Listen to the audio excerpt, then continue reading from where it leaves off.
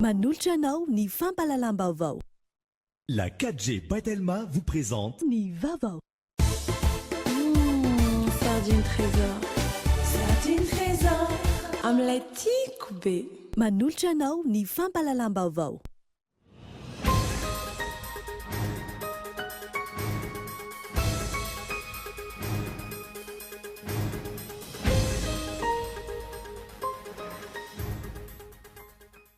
Nandritra ny filan-kevitry ny minisitra Omaly namoana didy mpanjakana mampiantso ny mpifidy anatanteraka fitsapaka-bahoaka ny tsinany andiany vitsivitsy amin'ny lalam-panorenan'ny Repoblika faha-efatra miaraka amin'ny fifidianana solombavam-bahoaka. Olana eo amin'ny lafin'ny lalàna no mipetraka ka tsy maintsy antsiana lalàna amin'ny feno horonan-tsary eto Madagasikara, onta le jeneraly ny serasera. Didim-panjakana ny tokony hamaritra ny fananganana sampan-draharaha-mpanjakana na orinasa amin'ny mpanjakana. Nahitana fihenana ny taham-pahatongavan'ny mpizahatany tonga mitsidika ny faritra Menabe ankehitriny. Antony iray mahatonga izany ny fahasimban'ny foto-drafitrasa, eo ihany koa ny fahampitehany tora-pasika any amin'ny toerana.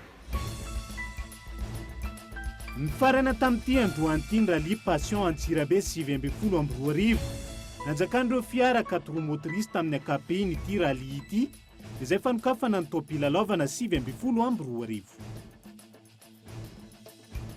Nanantanteraka fitsapakevim-bahoaka mikasika ny fanitsiana lalam-pandrenana androany ny Ezipsianina. Votoatin'ny fanitsiana ny anitatra ny fiam-pitompiasan'ny filoha Abdel Fattah al-Sisi hatramin'ny taona 2022.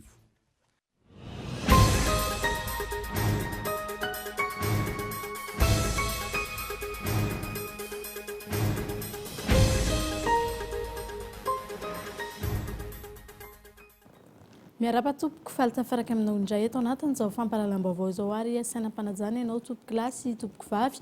Anaraka izany hatramin'ny farany eo amin'ny pejy politika no isataratsika ny fiarana amin'ny tsy alaitsy nandritra ny filan-kevitry ny minisitra Omaly no namoana didim-panjakana mampiantso ny mpifidy anatanteraka fitsapakevim-bahoaka antsiana andininy vitsivitsy ao anatin'ny lalam-panorenan'ny Repoblika faha-efatra miaraka amin'ny fifidianana solombavam-bahoaka. Arahoara ny fanadihadiany Andrarsan. Nandray didim-panjakana nampiantso mifidy atrika fitsapakevim-bahoaka amin'ny fahavita amby 20 Meo avy izao ny filan-kevitry ny minisitra Antotosaina Omaly. Fitsapakevim-bahoaka izay ampiarahana amin'ny fifidianana solombavam-bahoaka. Fitsapakevim-bahoaka ihany koa izay voalaza mazava amin'ny andehan-dalana vitsivitsy ny fiantsoana ny mpifidy. Omaly Azoma dia nisy didim-panjakana zany nivoaka tao amin'ny filan-kevitry ny minisitra izay mitondra ny laharana fa 724 tsipika 700 izay zany mampiantso ny mpifidy malagasy hanao fitsapakevim-bahoaka. Ny antony zany dia hoe misy andininy lalam-panorenana izay tondrana fanitsiana. Araka ny 5 aloha amin'ny lalam-panorenana zany dia afaka manana fahefana zany ny filohan'ny Repoblika mampiantso ny filan-kevitry fitsapakevim-bahoaka raha ohatra ka hitany fa misy zavatra tokony ho anontaniana zany ny vahoaka anatin'izay. Io moa zany dia mafisitra diny fa 5 andalana fa 5 amin'ny lalam-panorenana izay milaza fa anatin'ny filan-kevitry minisitra zany izy dia afaka mampiantso ny fitsapakevim-bahoaka. Raha mahakasika indray zany ataontsika hoe ny fe-potoana anelanelan'izay iantsona ny mpifidy dia ny 150 andalana farany amin'ny lalàna 20 tsipika 8 mahakasika ny fifidianana amin'ny ankapobeny sy mahakasika ny fitsapakevim-bahoaka zany no miteny an'izay. Ao anatin'ny filan-kevitry minisitra ny filohan'ny Repoblika no mampiantso raha ohatra ka iantso zany ny mpifidy anatin'ilay fitsapakevim-bahoaka ka io zany dia mazava hoe tsy mila zany an'ilay 90 andro no anaovany an'izay. Raha farifaritana moa inona no mety ho heverina zany ho hita anatin'ilay fitsapakevim-bahoaka dia hitantsika moa zany nandritra ny fampelezan-kevitra. Hitantsika tanatin'ny lahateny nataon'ny filohan'ny Repoblika tamin'ny faha 7 ny volana Janoary 2024 tamin'izy natao fametrahana tamin'ny fomba manetriketrika zany fa tsy maintsy omena ifotony amin'izay zany fampivarana ny tany sy ny firenena. Dikan'izay zany fanomezana ny fahefana goavana, fanomezana ny fitantam-bolana bebe kokoa ho an'ireo volom-bahoaka itsinjanam-pahefana. Efa nidirena lafiny teknika amin'ny fanatanterahany fividianana roa sosona amin'ny fafito amby roapolo may ho avy izao io, io kosa amin'ny filoha-lefitry ny seni izay mamita hiraka ny Tomasina amin'ny antso amin'ny telefônina. Ny voamiram-pirenena mahaleo tena misahana ny fifidianana, ny fampiarahana an'izay fitsapakevim-bahoaka sy ny fifidianana solombavam-bahoaka atao ao anatin'ny ray andro miaraka izay. Raha eo amin'ny lafiny teknika, fa eo amin'ny lafiny hoentimanana no efa nametrahany senia fangatahana sy filazana mieloha amin'ny fitondram-panjakana, satria tsy maintsy mila fitaovana, tsy maintsy mila hoentimanana hafa ankoatran'izay efa hanaovantsika ny fifidianana solombavam-bahoaka ankehitriny, ny fikarakarana an'izay fifidianana na latsabato amin'ny fitsapakevim-bahoaka izay. Efa nahazo toky tamin'ny fitondram-panjakana ny senia fa dia homeny ary hatolony ny senia ireo fitaovana rehetra izay ilaitsika hanatotsana an'izany fitsapakevim-bahoaka izany.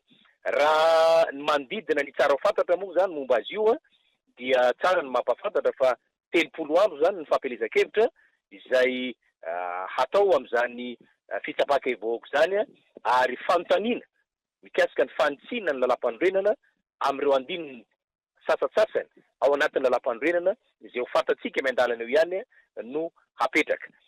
Raha tsy ivana, tsy sambany teto amin'ny firenena no nisy ny fifidianana roa sosona toy izao, raha tsy ilaza ny fifidianana solombavam-bahoaka sy ny fifidianana filoham-pirenena fiodinana faharoa tamin'ny taona 2013. Efa maro ihany koa ireo firenena eran-tany eny na dia Afrika azy no manatotosana fifidianana roa sosona misy mairin'izany azy toy ny fanatotosana fifidianana ankapobeny, izay andro raha fifidianana filoha, solombavam-bahoaka, gouvernoura sy ny maro hafa. Fomba ihany koa izany hoentina mitsinjo ny fandaniam-bolam-panjakana amin'ny fanatotosana fifidianana. Fa miroso isika amin'izay fitsapakevim-bahoaka izay ahafahana manova ny andininy sasantsasany ao anatin'ny lalam-panorenana araka ny didim-panjakana izay nivoaka omaly hatrany ao anatin'ny filakevitry ny minisitra ny andidin'izay anatin'ny ity matoa an-dahatsoratra ity. Efa fampanantenana nataon'ny filohan'ny Repoblika Rajoelina Andry tamin'ny fampielezan-keviny ny anafoanana ny antenimiran-doolona ka fanatanterana izany no antony fitsapakevim-bahoaka. Efa nalala izany ny vahoaka na tamin'ny mbola tsy filoha azy izy ary nifidy azy ny vahoaka maro anisa. Tsy aleo ve ny vola be 520 miliara ariary na efa mihoatra azy zay no mena ny Sena mba hanaovana université isaparitra ho an'ny tanora malagasy. Ka inona no tiantsika? Tanora anarivo no isitraka izany vola izany salo olona 320 monja. Hatr'izay dia nomenomenina isika fa hoe mivangongo aty amin'ny fanjakana foibe daholo ny fahefana rehetra ka tsy mandroso ny any amin'ny faritra. Dia nitapana ny hevitra hoe aleo omena fahefana bebe kokoa ny any amin'ny faritra ary omena teti-bola bebe kokoa mba hahafahany miasa. Apetraka ny gouvernoura paritra izay ho afaka hitady lalam-bola mivantana miaraka amin'ny mpamatsy vola fa tsy voatery iankina amin'ny fanjakana foibe foana. Omena lanjany lehibe ihany koa ny fokotany izay rafitra mifandray mivantana amin'ny fokon'olona. Everina amin'izao fanitsiana atao izao ny ahafahan'ny fokon'olona ihany koa mifidy mivantana ny sefim-pokotany. Tsy maintsy hovaina araka izany ny lalam-pandrenana ahatongavana amin'izany ary efa velorano natao koa ny hoe fitsinjaram-pahefanana tena izy. Tsy misy fandaniam-bola mihoapapany izany fa izany indrindra no antony anaovana ny fitsapakevim-bahoaka atao miaraka amin'ny fifidianana solombavam-bahoaka mba hialana amin'ny vesatra marobe raha nataony saraka ireo fifidianana roa ireo. Misy mihevitra no hoe tsy laharam-pamehana izany dia avela eo foana izany ny any amin'ny faritra rehetra tsy sitraka ny fitsinjaram-pahefana tena izy. Dia avela eo foana andany ny volam-panjakana izany ny androm-panjakana efa hita fa mifanitsaka ndraikitra ka tokony hofanana. Dia tsy hitadiavam-baolana ve izany fa hoe tsy laharam-pamehana. Fanatanterahana ny velorano napetraka ny fanovana ny lalam-pandrenana. Tena ilaina izany amin'ny fanitsiana tokony ho atao takiny ny asa vaventy nataon'ny filohan'ny Repoblika Fanamby ihany koa fa tsy maintsy apetra ny olovain-jafy no sady fanovana takiny ny vanim-potoana. Miroso ny dia tsy hitahita dia ho avy ny 5 taona manaraka.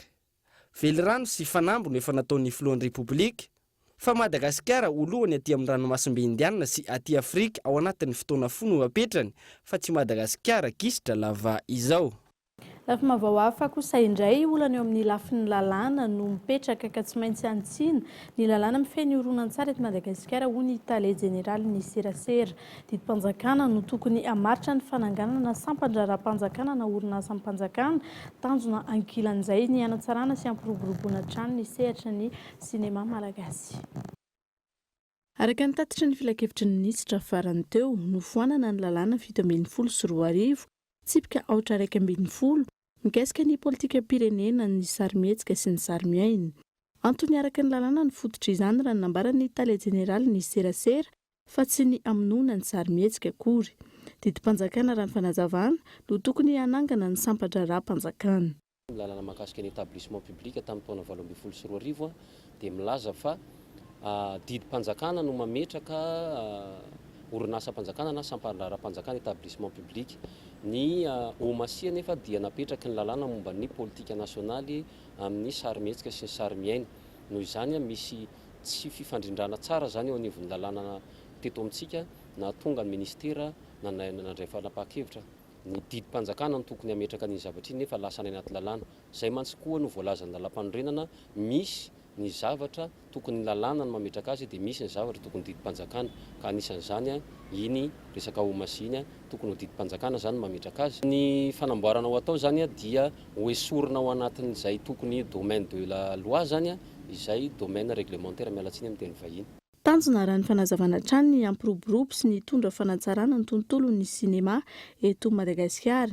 Isy raha ny fanazavana hatrany ny fakakevitra mivelatra amin'ireo mpisehatra rehetra ho fantsiana sy ho fandraisana sosikevitra ho an'ireo mpisehatra izay nilaza ho tsy afa-po tamin'ny famolavolana io lalàna io sy tsy nankasitraka izany noho ny tsy fisian'izay fakakevitra izay. Fa manjavozavatra eto ary tsy mbola hita ny toy ny raharaha kolikoly izay niafara tamin'ny fandorana ireo lazaady natao amin'ny sekoly ambony UNMG ny taona 2024 eo ampamaranana tanteraka ny fanadiadiana amin'izao fotoana ny tompon'andraikitra ao anatin'izany sekoly ambony izany. Tsy ekena intsony ny tsy maty manota sy ny ambony lalàna eto amin'ny tany sy ny firenena rehefa tsy naharenesam-peo tao anatin'ny volana maro ny toy ny rarana kolikoly ny tranga nandritra ny fanadinana idirana ho mpiofana eo anivon'ny sekoly mpanofana ho mpitsara sy pirakitra rà na ny UNMG Tsalalàna izay niafara tamin'ny fandorana ireo lazaadina izay isany nahitana taratra sy pirofo ny amin'ny fisiana izay kolikoly izay. Iza no tompon'andraikitra tamin'ireny izay isany nahitana taratra sy pirofo ny amin'ny fisiana izay kolikoly izay. Iza no tompon'andraikitra tamin'ireny inona avy ireo fepetrany raisina nandritra sy taorin'izany aiza ho aiza ny fanadadiana ireo no fanontaniana an-tsain'ny mpanara-baovao efa eo ampamaranana ary eo ampiandrasana ny fanapakevitra amin'izao fotoana izao ireo mpanao famitorana hoy ny Tale Général ny UNMG. Misy ireo fitsirihana, misy ireo fanadadiana natao makasika ny fanadinana izay rahantsika nahita fa nisy olana teo aloha iny efa mizotra miandalana amin'ny zany fakana ny fanapakevitra ny eo anivon'ny tompon'andraikitra maro samihafa izay nanao ny fanadihadiana sy ny ataontsika hoe ny fanamariana fitsirihana ny makasika an'izany ary ny ministera dia efa andray ny fanapakevitra. Miandry araka izany ny rehetra ny hovalan'ny famitorana ataon'ireo tompon'andraikitra ahafahana mandray fepetra ho an'ireo izay nandika lalàna mandoto ny endriky ny fitsarana eto Madagasikara. Fa manoloana ireo trangana tsy fanaran-dalàna sy kolikoly ihany koa amin'ny fampidirana ny mpampianatra eny anivon'ny Université Mpanjakana dia nanamafy ny ministry ny fampianarana ambony sy ny fikarohana ara-tsiansa fa isan'ny fanadiovana ary hoentitra manomboka izao ny fandraisana mpampianatra ho fanatsarana ny tontolo ny fampianarana eny amin'ny ambaratonga ambony. Henri Florian. Fototra iray ampandrosoana ny firenena ny fanabeazana no amafisany ministry ny fampianarana ambony sy ny fikarohana ara-tsiansy fa tsy hisy intsony ny kolikoly amin'ny fandraisana ireo mpampianatra eny anivon'ny université manerina ny nosy. Ho jerena araka ny traikefa sy ny faripahaizana izany ary atomboka amin'ity taona ity ny fanadiovana raha ny fanazavana. Tapitra hatreo ny fidirana ao amin'ny université izay tsoroko fa misy ny zavatra tsy metimety isan-karazany izay tsy ho tanisako eto. Fa ao anatin'ny fotoana fanovana isika ary tsy maintsy manova isika, tsy maintsy sahy manova isika ka ny recrutement izay ho raisina eto anatrehan'ny université rehetra dia recrutement mijery voalohany ny fahaizana sy ny faripahaizana ny candidat rehetra ary indrindrandrindra koa tafiditra any anatin'ny reclassement ny fijerena zany an'ireo toerana zay tsy maintsy atrehan'ny université tsirairay zay tsy mitovy io fa chaque université zany samy manana ny besoin dia ny ministère hanamora an'izay recrutement izay ka dia mampanantena zany fa ny recrutement zay ataontsika amin'ity taona ity dia recrutement anatin'ny fangarahana tanteraka ary ao anatin'ny fanadiovana tanteraka. Tanjona apetraka ny hanatsarany tontolo ny fanabeazana miainga avy any amin'ny ambaratonga fototra hatrany amin'ny anjery manontolo. Hojerena akaiky ihany koa ny famahana ny olana misy eny anivo ny université ampanjakana na mahakasika ireo mpampianatra izany na ihany koa ireo mpampianatra mpikaroka. Lafima vao hafa tanteraka ihany koa nahitana fienana tapatongavan'ny mpizahatany ao amin'ny faritra Menabe ankehitriny anton'izany fa sy mba ny fotodrafitrasa eo ihany koa ny fampitehan'ny tora-pasika any an-toerana. Miandrandra fanatsarana araka izany ireo mponina any an-toerana izay mivelona ao amin'ny tontolon'ny fizahantany. Henri Florian Hatrany. Misy edraolana ny tontolon'ny fizahantany amin'ny faritra Menabe ankehitriny. Ny hena ny isan'ireo mpizahantany noho ny tsy fandriam-pahalemana. Eo ihany koa ny fahasimbany ny fotodrafitrasa maro samihafa. Raha ho an'ny taona 17 telo alina ireo mpizahantany tonga nitsidika. Saingy ny enatra amin'ny 5,3 alina izany ho an'ny taona 20 lasa teo. Misy fahasimbany ihany koa ny tora-pasika ao an-toerana ankehitriny. Ity farany izay isan'ireo fototra iray mahasaka ireo mpizahantany ireo ihany koa. Ny fanohizana asa koa moa mahakasika an'izay avao iaraha-malala io morontsiraka io tsy voandroany izy io no niseho rehefa misy loza voajanahary ao ny fiakaran'ny ranomasina sy ny fiakaran'ny ranomamy ka andrandraina ny fitondram-panjakana hanampy ny morondava amin'ny mba fitaovana amin'ny alalan'ny dragy ohatra. Dragy zao zavatra ilainay eto atapy-tanànan'ny morondava mba hamenona ny fasika ny morontsiraka. Zany zavatra nisy tany aloha zany tantara mipetraka lovain-tsofina fa ankehitriny zany fa tsy misy tsony zany hoe fitaovana dragy zay nisy fahiny zay teto atapy-tanànan'ny morondava ka izy io tsy lafo vidy ho an'ny raha ny commune ho jerena na ho an'ny faritra fa tena fitsondram-panjakana angamba ny tena hoe andraindraina angatahana mba hanampy tosika ny tetikasa zay efa misy eto an-toerana indrindrandrindra mba hanampy ijerany zay ataontsika hoe fanatsarana ny morontsiraka morondava zay sy fiarovana azy koa. Isan'ny nampihana n'isan'ny mpizahantany ihany koa ny tsy fandriam-pahalemana izay nitranga tato ato izay. Ny kidnapping zao azo eritreretina hoe amin'ny tsy fandriam-pahalemana zay nisy fotoana efa niverina izy io mandeha ohatrany hoe vanim-potoana fahavaratra satria betsaka ny tsy anasa amin'iny vanim-potoana fahavaratra iny dia miakatra andrenivohitra daholo ny avy any ambanivohitra dia noho ny tsy fisian'izay asa ny tsy fisian'ny fambolena zay atao isan-taona amin'io vanim-potoana io zany volana janoary, febroary ary marsa dia tsy maintsy misy moana ny fiakarana natao hoe tsy fandriam-pahalemana fa ny mpitandro filaminana efa mandray ny fepetra. Raha oharina amin'izay taona ny fanesesy zay tsika zao azo atao hoe fa mba milamindamina. Miantso ny fandraisana raikitra avy amin'ny mpitondra mahefa araka izany ireo vahoaka any an-toerana mba hijerevana ireo olana misy ahafahana manatsara sy mamerina milona indray ny tontolo ny fizahantany izay isa mampalaza iny faritra Menabe iny. Fa nitokona tsy niasa nanomboka omaly ny mpiasan'ny commune ao amin'ny distriktin'ny Mitsinjo faritra Boeny manoloana ny tsy fahazoan'izy ireo ny karama ny raha ny fanazavana azo fantatra ihany koa fa tsy manana mpitantana ity commune ity hatramin'izao na teo aza ny didim-pitondrana izay mandidy ny tokony isiny ny mpitantana tamin'ny volana janoary lasa teo. Mampiona rakotoarison mitorany andininy. Mijanona avokoa ny fampandehanan-draharaha rehetra ny anivon'ny commune Ambonivohitra Mitsinjo nanomboka omaly maraina manoloana ny fitokonana ataon'ireo mpiasa eo anivon'ity commune ity. Mitarena manoloana izany ireo mponina izay mila raharaha any an-toerana. Zay avy any ato Menabetsina tonga ty hanao dossier-nay nefa personne commune grevy nandray karama zany ka malahelo zay avy any reraka foana avy ty jiaby tampana jiaby avy any aminay any andeha ty nefa tsy voaray. Malahelo zay personne commune tsy niasa amin'ny karamandreo zany. Ka noho izany mangataka anareo avy any ambony mba hikarakara ny personne commune anay aty Mitsinjo. Fa sahirana zay aty amin'ny fikarakarana dossier an'izay mpiasa-panjakana ikarakara dossier tsy miasa reo satria le mpiarahamandreo zany tsy ara-dalàna tsy voaraindreo ka mangataka anareo avy any ambony mba hijery azy aty. Olany tsy fahazona karama vokatry ny tsy fisian'ny mpitondra anivon'ity commune ity no voalaza fa antony izao hetsika ataon'ireo mpiasa ny commune izao raha ny fanazavana avy amin'ny lefitry ny ben'ny tanàna. Ny lalàna rehetrarehetra zany mikafika ny vacance de poste amin'ny mera zany. Tsy mandray karama ny mpiasa be tsy afaka mipirapira vola mihitsy zay zany satria loquin trésor ny vola tsy afaka mipirapira vola zay. Mpiasa nefa tsy maintsy mila efa satria misaka mihinan-kanina ny olona.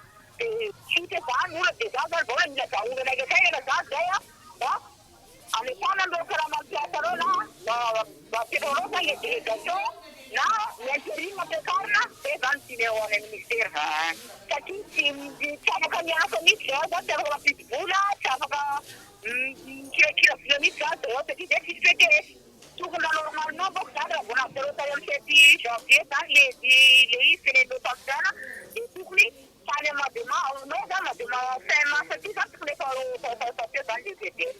Miantso ny fitondram-panjakana manoloana izany ireo mpiasan'ity commune ity sy ireo mponina any an-toerana handravonana izao olana izao ahafahany fampandehanan-draha raha mizotra araka ny tokony ho izy. Eo amin'ny pejiny sosialy kosa indray dia tsy tokony hametraka ayaho an'ny ray aman-dreny ny fanaova-makisiny sy ny tolotra ara-pahasalamana mandritra ny hetsika ara-pahasalamana faobe mahazo fankatoavana avy amin'ny fanjakana malagasy sy ny mpiara-miombonantoka izany raha nambaran'ny ministeran'ny fahasalamam-bahoaka Ivry.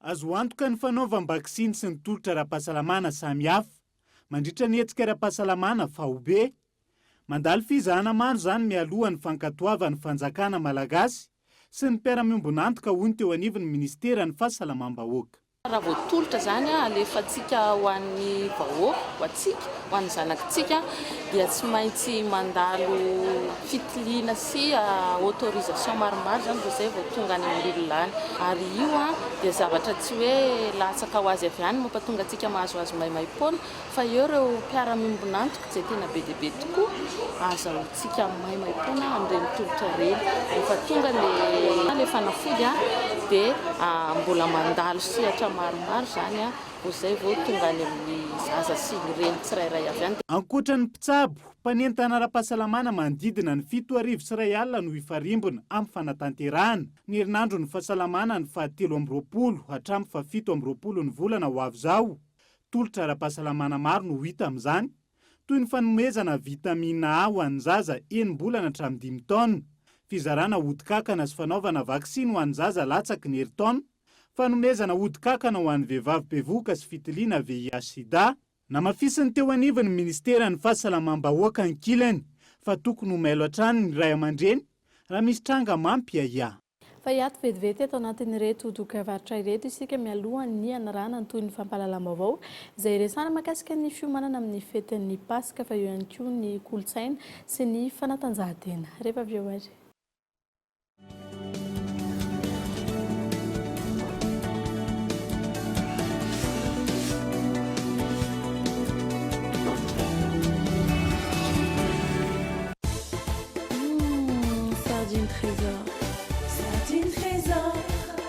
Trésor, sardine matchia sardine trésor mety bera miaraka amin'ny salady mofo na hoe atao goûter ny ankizy sakafo rehetrarehetra hasoandra layla miaraka amin'ny tsakitsaky sardine trésor qualiténazy tsara riche en oméga ilaina be rehefa mifety indrindra moa fa miaraka amin'ny fianakaviana sardine trésor amin'ilay tiako be ravaka no anarako nanana nofinofy hatramin'izaho mbola kely nanomboka tamin'ny zavatra kely vola madinika tao anaty boatin-drakitra mialehibe nataoko ampafinaretana ny zavatra rehetra dia ny fanotsy tamin'ny M-vola mpiara-dalana azo antoka ka ny telefoniko no lasa boatin-drakitra manangom-bola isan'andro miaraka amin'ny M-vola naiza misy ahy miaraka amin'ny M-vola afaka mindram-bola ionio koa ka tanteraka ny nofinofika mille avance M-vous l'avance ionio hatramin'ny 500 000 ariary antsoiden'izao ny dièse 111 étoile 1 dièse Mivola tsotra aingana azo antoka. Bonjour. Bonjour. Petit miss fanala eta watika tapna lebena zaza. Je suis en poudre en sachet, dans riche en vitamine C. Bonjour. Bonjour. Bonjour. Bonjour. Bonjour. Ma patanzaka, zem suta samba sambata. Bonjour. Bonjour Nariewe. Bonjour. Bonjour. Maru karazina gu amnas, salalota zamyan amnas. Je suis diabète. Bonjour.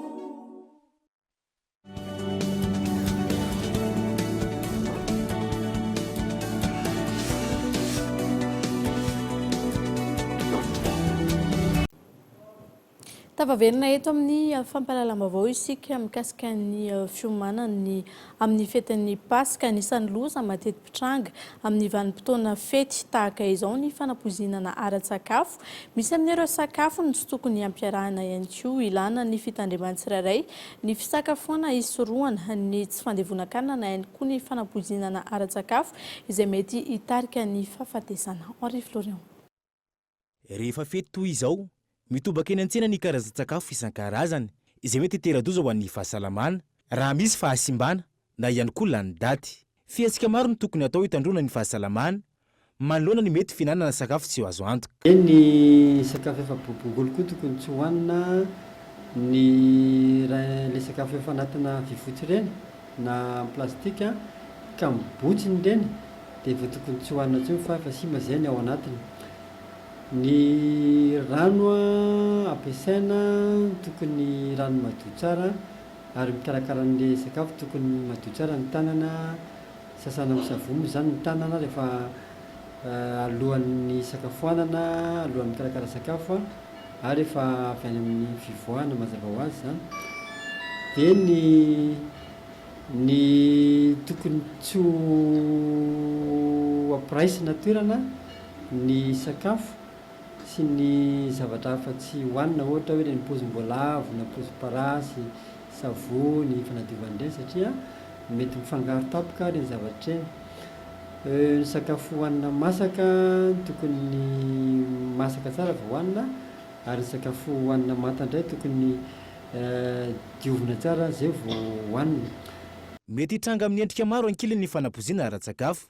Raha vao mitranga zany ny fomba fisehoana hoe fanapozinana ara-tsakafo, minitra vitsivitsy na ora vitsivitsy na ora maromaro tahoina an'ilay fiarana amin'ny sakafo na olona iray na olona maromaro dia vitrana dia mamonjy dokotera miseho amina ohatra hoe mararary ny kibo, mangotongotika, mety maloloy, mety te-handoa, mety mivalana na mety misy fisehoany afaka ohatran'izay dia aleo foana mamonjy dokotera satria mety tsy fantatra izay mbola fivoarana rehefa avy eo. Ilaina araka izany ny fitandremana ara-tsakafo amin'izao andro fety izao, isoroana ny loza izay mety hiseho. Ny farany herinandro lasa teo ohatra raha tsy ahivana, olona iray no maty, manodidina ny 50 no niditra hopitaly vokatry ny fanapozinana ara-tsakafo nandritra ny famonjena lanonam-panambadiana teto an-drenivohitra.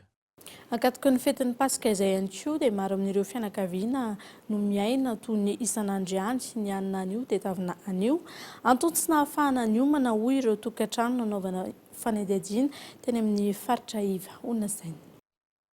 Tsy miasa fa mipetsaka eto, tsy malakarama n'olona satria fety ny andro dia tsy malakarama. Andro sabotsy fe zany mety betsabetsaka ny lamba sasana. Androany ny dimandraty sy arivo koa ny karaha mahita androany. Zay ampiasaina androany zany. Zay moa no hohanina androany hariva dia fitohanana ny selabosy sy ny petrôla sy ny hanina. Ny fahomanana ny fety tompoko dia sisy satria sisy karama, sisy hoe bitadiavam-bola hoe aiza ny ahitana haniny ankizy, aiza ny vola ahitana nitondrana ny ankizy andehandeha baka rivotra ohatran'ny zanak'olo, tsy misy tompoko. Dia izao hitanareo izao mitaditady agny dia mahita 2 arivo, mahita 3 arivo dia igny ny vividianana vary. Dia efa vita indray aloha ny androany na fitafiny ankizy raha sisy hoe mba hitsiriritry ohatran'ny zanak'olo, sisy ino na raha ny atao. 5 000 isan'andro no azoko isan'andro dia izay no hohaninay isako no mahita. Dia fasahirana zany hitanao izay olona mpianaka kely mipetraka ato dia izaho koa efa nisaraka tamin'ny vadiko dia tsy sasa atao zany fa ny asa ataonay mitaona ranon'olona dia 5 000 azonay androany io dia io ihany no hohaninay. Izay amin'ny ankapobeny no fiainan'ireo mponina ety amin'ny faritra iva izay miasa tena. Tsy misy fahafahana manomana ny andro fety. Ny oarapaka anio tadiavina anio ka tsy afa-mitsinjo ny vody andromerika. Vokatra izany, ao ireo mionona amin'izay eo am-pelatanany, ao ireo mamonjy ny mpifanila vodirindrina ho amin'ny andron'le rampitso. Mandeha ndraindray rehefa mahita dia mihinana moa, rehefa tsy mahita dia tsy mihinana ako.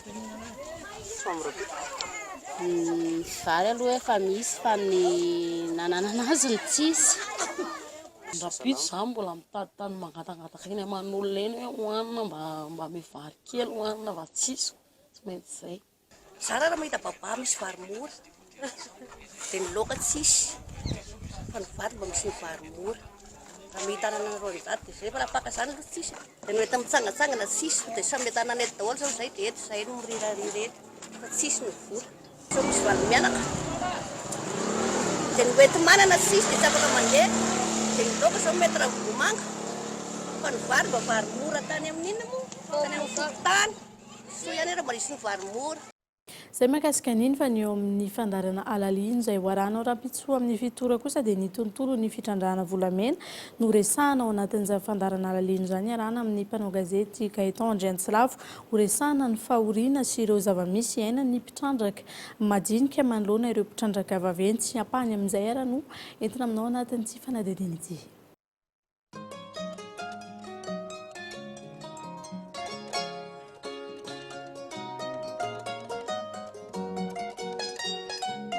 Toerana maro no ahitana volamena eto Madagasikara. Maro ny mpitrandraka ary maro ny vokatra azo. Hatreto anefa mbola vitsy ireo mahazo tombontsoa amin'izany. Sahirana ireo mponina any amin'ny faritra hitrandrahana azy ireny. Tsy misy fiantraikany eo amin'ny toe-karena eto Madagasikara ary mbola mahantra ny firenena. Midika izany fa misy olana amin'ny fitantanana ny harena voajanahary eto amintsika. Olana miainga avy amin'ny mpitondra hatrany amin'ny vahoaka eny fotony. Olana miainga eny fotony hatrany amin'ny mpitondra ihany koa. Toerana isan'ny be volamena eto Madagasikara ihany koa ny ao amin'ny komuna Imerinarivo, Atsinanana Tenimbe, ao amin'ny faritra Betsakotsako. Efa nisy fitrandrahana volamena tany an-toerana hatramin'ny andron'ny Taolo. Fitrandrahana tanaty rano no natao tamin'izany. Ny taona 2014 no ny gaboraraka sy ny tsy fahafehezana ny fitantanana nataon'ny mpitondra tamin'izany fotoana, nitrandraka tanety ny olona ary nahazo vokatra maro. Ny fitrandrahana zany taty izy nanomboka tena nampalaza azy le fitrandrahana tanety noka tamin'ny 2014 any amin'ny 5 à 10 kilos par semaine io zany vokatra niakatra tamin'izany fotoana izany. Araka izany, raha volamena 5 hatramin'ny 10 kilao isan-kerinandro, mahatratra any amin'ny 20 na 40 kilao isam-bolana ny volamena mivoaka amin'ny faritra ary mihoatra ny 50 sy 700 kilao ao anatin'ny taona iray. Nahitana io fitrandrahana ny tanety io no nahazoana ireo vokatra ireo ary ny vokatra azo no miteraka ny olana tany an-toerana. Antony, raha miresaka volamena dia midika hoe vola ary ny vola midika hoe fahefana eto amintsika. Misehatry ny kolontsaina kosa indray dia isy ny daty iraisana avoaka mikasika ny fanamariana ny fetin'ny taom-baovao malagasy manerana ny Madagasikara tarihan'ny ministeran'ny kolontsaina sy ny serasera misokatra ny fandraisana ny tolo-kevitra avy amin'ireo mpisehatra ny taom-baovao malagasy izay mafisany mpandala ny kolontsaina fa fampiraisana ny malagasy tsy vaky volo. Manoloana ny tsy fitovian-kevitra eo amin'ny fanamariana ny taom-baovao malagasy eto amin'ny firenena, fanambarana navoaka ny ministera ny serasera sy ny kolontsaina ny amoana daty iraisany malagasy tsy ankanavaka ho fankalazana izany. Tranga izay namafisiny ireo mpitana sy mpandala ny maha-malagasy. Amin'izao ny fotoam-panjakana efa zava-dehibe mandraisana fanapa-kevitra fa hanao daty tokana ny taom-baovao malagasy. Izay eo anivon-kiakara ny taom-baovao malagasy moa zany dia zava-dehibe ny hoe miasa ny fihavanana. Dia miolana amin'ny fanajana ny asan'ny fanatranam-pany. Io zany dia fotoana anankiray. Taona vaovao izay iraisan'ny volona tsy fahatsiarovana ny maty akoho io fa natao ho an'ny malagasy tsy vaky volo. Izany hoe rafitra ara-boajanahy zany ny zavatra ao anatin'io dia amin'ny alalan'ny rano, afo, tany, rivotra ny firenena. Rafitra ara-boajanahy, lamina ara-boajanahy zany nametrahana ny taom-baovao malagasy fa hoe tsy tantaran'ny andriana koa. Ny herinandro lasa teo raha tsy ahivana no nanomboka ny fandraisana tolo-kevitra mahakasika ny famoahana ny daty ankalazana ny taom-baovao malagasy izay voalaza fa anatin'ny firoboroboana ankehitriny. Ny 9 May izao kosa no ifarana ny fandraisana ireo tolo-kevitra ireo eo anivon'ny ministera ny serasera sy ny kolontsaina. eo amin'ny pejiny kolotsaina izay hatrany ny tontolon'ny skidina ny fanandrona ny tondrana fanadihadiana manaraka eto sy antsa mifototra amin'ny fanandrona na ny astrolojia ny skidy raha ny fanazavany mpikaroka iray filana raharana filanjavatra kosa no anatonany malagasy ireo mpiskidy na mpanandro amin'ny akapobeny kanefa mety ho disy ihany koa ny fandraisana ny hevitry ny skidy fanadihadiana vetrany. Fiezahana mantatra ny miafina metodzavatra iray mitranka eo amin'ny fiainan'olona iray no antsoina hoe skidy hoy ny mpikaroka momba ny astrolojia nanaovana fanadihadiana ho an'ny malagasy filanana fity te ahafantatra ny lalam-piainana ny lasa sy ny hoavy amin'ny ankapobeny no antony anatonana mpiskidy raha ny fanazavana. Fitaovana maro no ahafahana manao izany raha ny fanazavana azo ary tsy ny malagasy irery ihany no manao skidy. Ny skidy zany dia misy an'reto toko efatra reto no ahafantarana fototra rehetra ohatra zany tia antsoina hoe tale ty reny skidy tale ty ty momba ilay olona dia ny fahavalo ohatra tonga dia dingantsika avy hatrany ny fahavalo dia reto nahitana azy reto toko skidy farany ambany reto nahitana fahavalo ny ty olona ty nanoko skidy tsika teo dia voan'ny anankiroa dia voan'ny roa dia ray dia roa dia efa vitady daholo zany ny heviny tovy tsisy hafa ihany zany reo fa tonga zany ty zany efa toko skidy efa samy manana ny heviny avokoa reto zany karatra vita amin'ny alalan'ny skidy vayansa foana ny skidy efa misikotra ny zavatra tsy fantatra efa misikotra amin'ny dia vayansa zay ohatra apetakitsika indray reto karazana toko skidy anankiray fanaovana indray zany ataontsika ohatra indray tsika anao karazana toko skidy anankiray to tsy gasy daholo tony indray zany skidy fikarohana olona maty fotsiny amin'izao dia le faty ohatra zany hoe fantatra ny anaran'ilay olona maty dia akombona aloha ty. Mety ho diso ihany koa nefa ny fandraisana ny hevitry ny skidy raha ny fanazavana. Amin'ny ankapobeny zany ny fanakaranao ny zavatra tenenina no mety ho diso. Zany hoe ny hevitry ilay teny no mety ho diso aminao fa izy efa izay zavatra aseho anao dia izay no tiany ambara. Dikan'izany tsy hoe rehefa hoe te anakarena dia manatona mpitaiza fa rehefa manatona mpitaiza dia hitaiza tena ho any amin'ilay anakarena ve dia ilay mpitaiza no mahafantatra hoe mendriky ny anakarena ve ty olona ty zakan'ilay vinta ve zany manakarena zay mety amin'ny fiainana ve zany sao dia tsy zany no maika sao dia tsy zay primordial amin'ny zavatra tiany atongavana tokony alehany misy ny sasany mpianankarena mba azahoany vady le tsiritina zay fotsiny dikan'izany vady ny tokony ho ananana fa tsy ilay arena. Tsy miankina amin'ny finoana ny fanaovana skidy na fanandrona raha ny fanazavana hatrany ary miatra araka izay voalaza. Anisany azo fantarina amin'ny alalan'ny skidy ihany koa hatrany ny fanazavana ny tompon'antoka tamin'ny raharaha von'olona ny mety ho fizotra ny fiainan'olona araka ny fandinihana ny lasany fanao mahazatra azy sy ny manodidina azy. Betsaka ihany koa nefa amin'izao fotoana izao ireo manatona ny mpanandro sy ny mpiskidy hitsapatsapa. Tontolo ny fanatanjahantena kosa indray ny farana androany ny rally passion Antsirabe sy 2024 nanjakany ny fiara 4 roues motrices amin'ny ankapobeny ity rally ity izay nanokafana ny tampilalaovana sy 2024 nazay.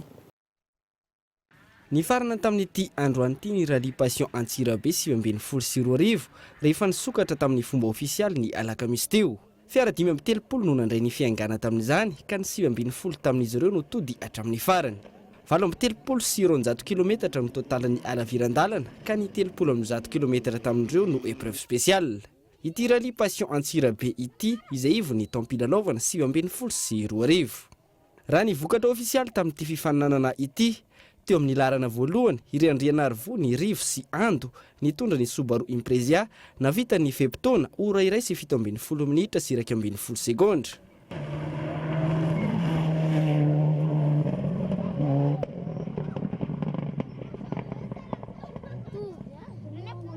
Tara iray minitra sy 15 sekondra sy 7 ny taorian'izay Irakotobe Frederika sy Andrianjafy Andry Tahina izay nitondra ny Subaru Impreza ihany koa.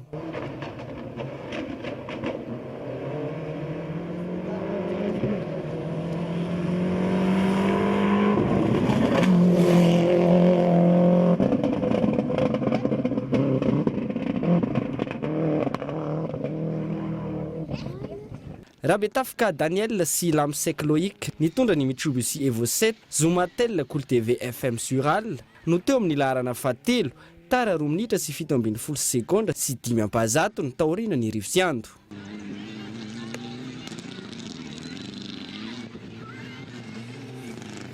Ny fiara Evo 10 nentiny rasoa maromaka ery lalany aina sy rasandy son lala no tafiditra teo amin'ny larana faefatra tara 3 minitra sy 9 sekondra sy 2. Rabar Joella Iva sy Razafindrakoto Aina Prinsia no teo amin'ny larana fahadimy nitondra ny Mitsubishi Evo 9 tonga 4 minitra sy 8 sekondra sy 7 ny taoriana ny Rivo sy Ando. ankoatra ireo épreuve spéciale isan'ny nafapo ireo mpijery saingy nanany sarotra ho an'ireo mpanamory ny slalom izay notanterahana teto Vato Fotsy izay nahitana fiolanana miisa 7. Isan'ny nisongadina tamin'ny tir ralliation 7.20 sy 2 ity ireo fiara 4 roues motrices izay nibata ny laharana 5 voalohany. Tany amin'ny laharana fahaenina hatramin'ny fahasivy ireo T2 izay nitarihany Davony sy nitondra ny Photon.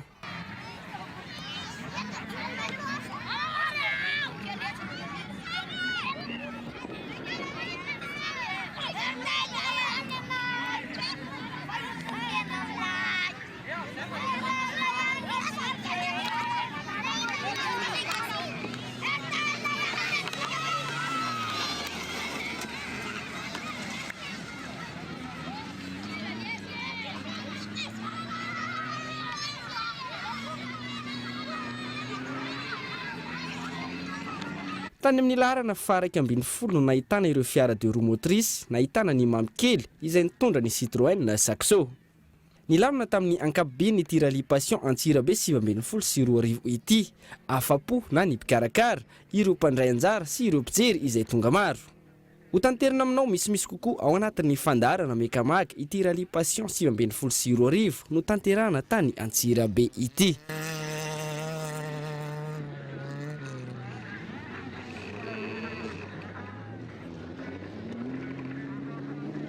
Amin'ny tontolo ny baolina kitra kosa indray dia lalao ara-piralahiana miisa 3 no atrehan'ny ekipa pirenena malagasy na ny Bariany Madagasikara mialohan'ny atrehana ny CAN 7.20 sy 2 Henri Florian. Ankatoko ny fanomanana ny CAN 7.20 ny Bariany Madagasikara ankehitriny, isika malagasy izay voasamba niatrika izany ho fanomanany tena ho an'ireo mpilalao sy hijerevana ny fanomanana ity lalao ity. Lalao ara-piralahiana 3 no atrehan'ny ekipa pirenena malagasy mialohan'ny atrehana ny CAN 7.20. Lalao voalohany izay ho tanterahana ny faharoa ny volana Jona eo anantsika amin'ny ekipa ny Luxembourg, ny lalao faharoa ifanandrinantsika amin'ny ekipa ny Kenya tanterahana ny faha-7 ny volana Jona, any Paris ary lalao fahatelo izay ho tontosaina ny faha-15 ny volana Jona any Maroc feonana amin'ny ekipa ny Mauritanie. Mifarana eto tompoklasy tompokivavy ny fampalalam-baovao tamin'ny ity alina ity ankasitrahana ny nanaraonao izany hatramin'ny farany ary manome fotoananao indray ny sampana fampalalam-baovao ny Kolo TV Rampitso. Veloma tompoko.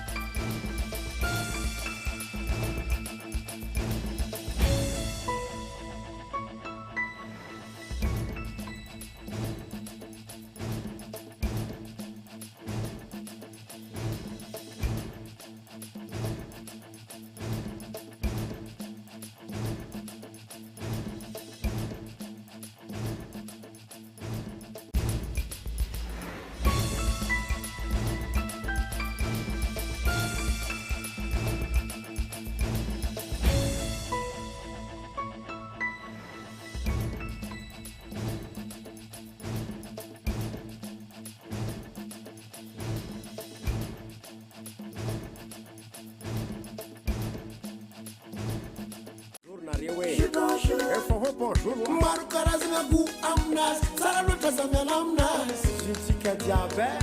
Bonjour. Nanolotra anao teo ny fampalalam-baovao. La 4G Batelma vous a présenté Ny vaovao. Sardine trésor. Sardine trésor. Amin'ilay tiako be. Nanolotra anao teo ny fampalalam-baovao.